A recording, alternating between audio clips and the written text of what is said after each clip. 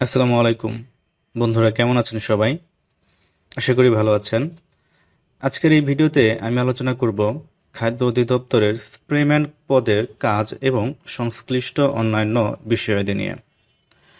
আপনারা জানেন, এই অধিদপ্তরে বেশ বড় একটি নিয়োগ বিজ্ঞপ্তি প্রকাশিত হয়েছে, যেখানে সর্বমোট 25টি পদে লোকবল নিয়োগ প্রদান করা হবে।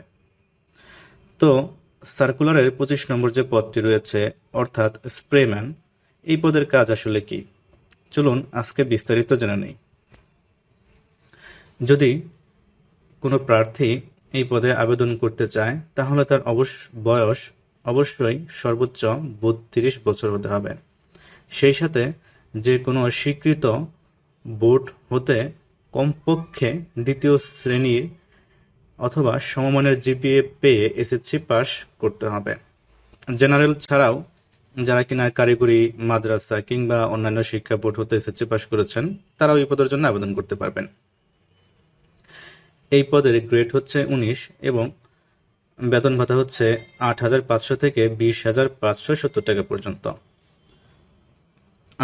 এই হচ্ছে আবেদনের শর্তাবলী।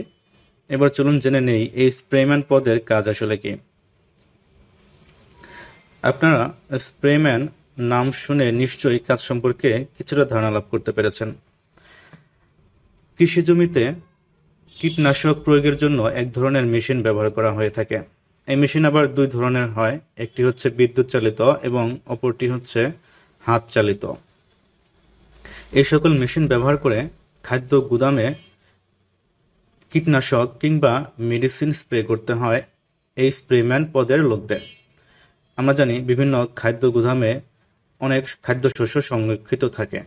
এই সকল খাদ্যশস্যগুলো যেন পোকামাকড় কিংবা অন্যান্য কীটপতঙ্গ নষ্ট না করে ফেলতে পারে, সেজন্য নিয়মিত মেডিসিন স্প্রে করার প্রয়োজন হয়।